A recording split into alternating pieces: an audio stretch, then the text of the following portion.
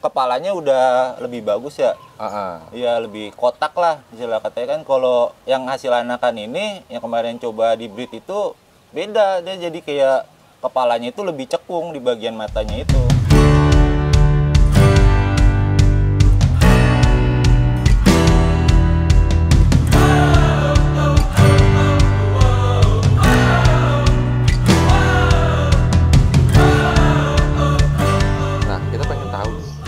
Bedanya itu yang signifikan itu rancu lokal dengan impor itu di mananya sih? Kalau itu sih di kepalanya Om ya. Kalau saya lihat itu lebih di wen-nya. Di wen? Iya. Dia kan kalau yang kayak gini lebih kelihatan ada gondoknya lah, sama bentuk palanya kecil gini aja dia udah berisi kan. Kan berarti tinggal kita treatment lagi nih supaya dia nanti bisa lebih gede lah, lebih jadi poinnya itu. Itu cara jadinya pakai apa tuh? Paling bisa pakai cacing, kita push. Cacing sutra itu. Cacing sutra? Iya, bagus itu buat wen itu. Emang kalau bisa kan dikasih sebelum dikasih itu dicuci bersih. Soalnya kan takut dia bawa penyakit atau apa cacing itu. Bisa pakai metalin dulu sih kalau nggak itu MB lah. Minimal tuh kita cuci dulu sampai bersih di air mengalir. Tuh. Nah, gue pengen tahu nih kan kisah lu lah sebelum lu mulai koki. Lu dulu memangnya sebelum main koki lu sempet kerja atau apa? Dulu sempet kerja, cuma kan abis dari kerja itu kan keluar resign. Kan ada masalah lah di pabrik. Abis itu gue nyari-nyari kerja kan belum dapet. Nah temen gue itu pengen miara ikan, gue ikut lah ngambil akuariumnya kan. Nah selesai dia ngambil akuarium segala macem, selang berapa lama ada omongan bocah nongkrong kayak gimana sih? Yuk kita mulai usaha mau nggak nih main ikan apa segala macem gitu. Nah kebetulan kan emang gue lagi nggak ada kerjaan lah, istilah katanya masih ada waktu kosong ya. Akhirnya ya udah beli peralatan segala macem, mulailah sampai sekarang gitu. Oh jadi memang lo mulai ini bukan dari hobi kan? Bukan sebenarnya awalnya awalnya benar-benar buta. Udah terlanjur nyemplung, resep jadinya hobi. Benar jadi resep, apalagi kayak kemarin nyoba ngebreed kan ya. Nikmatin banget emang prosesnya. Maksudnya ngeliat dia dari kecil netes segala macam sampai dia gede kan gitu. Tapi udah coba jajal hampir banyak pemain nggak sih di Depok lo? Oh, belum sih kalau itu. Masih gitu doang. Nah, ini nih jadi kita mau lihat nih. Indukan itu kan dari Thailand di sini. Mau lihat kita hasil anakannya itu kayak apa?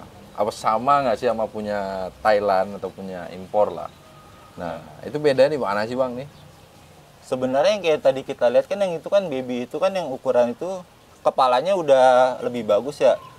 Iya, lebih kotak lah istilah katanya kan. Kalau yang hasil anakan ini yang kemarin coba di breed itu beda, dia jadi kayak kepalanya itu lebih cekung di bagian matanya itu. Nggak sama kayak yang anakan kita ambil dari sana lah.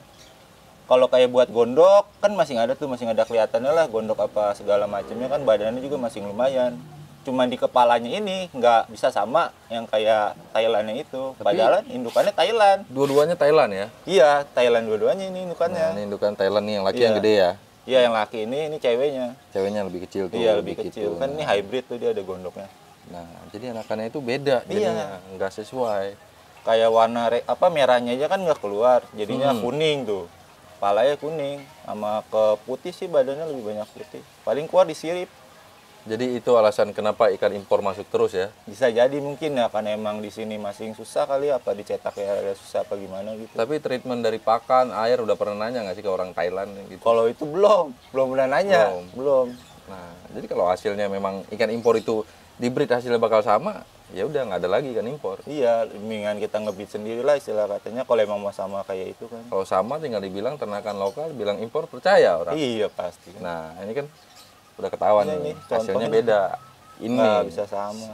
Sampel barangnya nih, ini bilang beda. Kenapa ikan impor tuh terus masuk? Jadi beda. Jadi faktor pakan. Apa dari sananya kan di treatmentnya beda mungkin. Kondisi iklim juga kita berbeda sama Thailand.